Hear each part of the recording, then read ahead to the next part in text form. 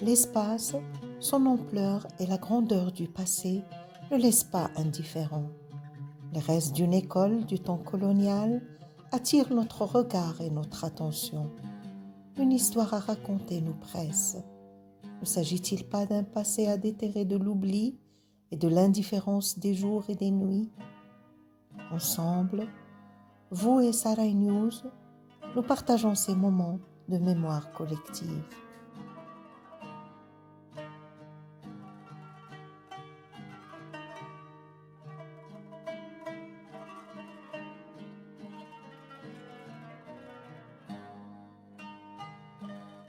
Vraiment, شي عجيب وزوين بزاف بزاف et ça fait vraiment pleurer.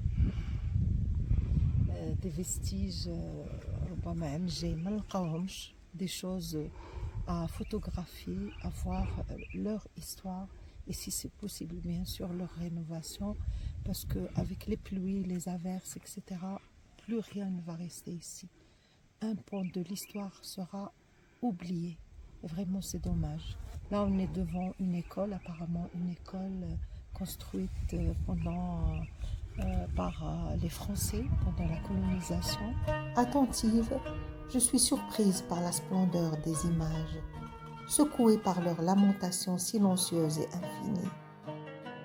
Un air de nostalgie règne sur les restes de cette école ancienne. Fière de ses anciennes prestations éducatives, timidement, elle livre aujourd'hui ses secrets. L'histoire n'est pas toujours muette.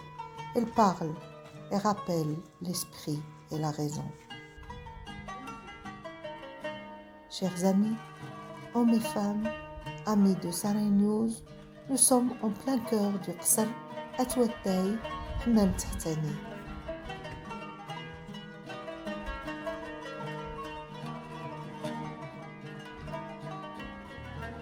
دايرين كلشي بخير الحمد لله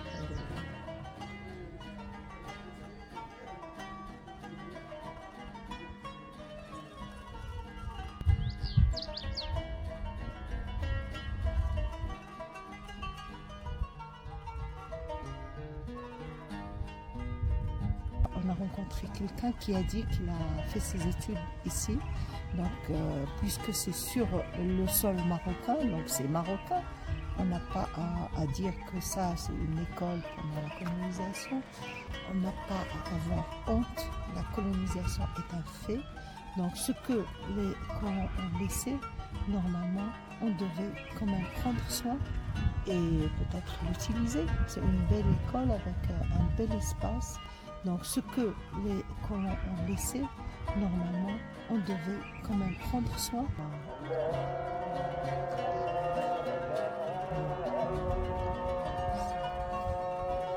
Plusieurs mosquées qui sont là, c'est magnifique. On dirait des mosquées et des voix qui nous parlent du passé.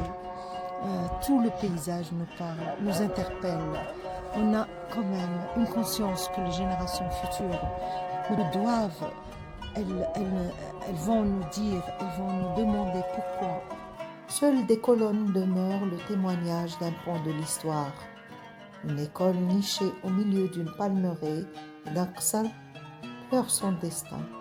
Les restes de ses murs et pierres jonchent le sol et crient l'indignation et le respect bafoué de ce legs historique.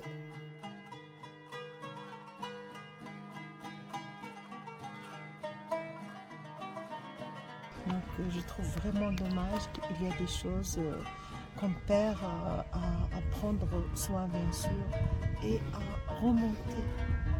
remonter dans cette mémoire qui est là. Le symbole de ce lieu voué à jamais à enseigner nous enseigne les règles de l'art affranchies des normes.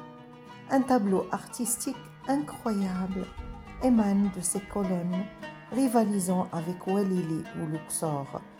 Derrière chaque pilier, on croit entendre l'écho des voix des enfants, répétant derrière leur maître la musique de la vie et sa splendeur immortelle. Quel espoir de vie peut-on redonner à cette école, si ce n'est garder sa mémoire et appeler à la réhabilitation du bâti ancien?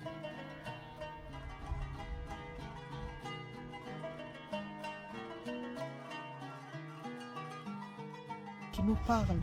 À chaque détour de chemin, on retrouve des choses qui nous parlent. On essaie de remonter notre histoire, l'histoire de nos parents, de nos grands-parents. De très belles choses à montrer à nos enfants, à nos petits-enfants. Une richesse vraiment. On doit rassembler plusieurs initiatives pour prendre soin de ce patrimoine.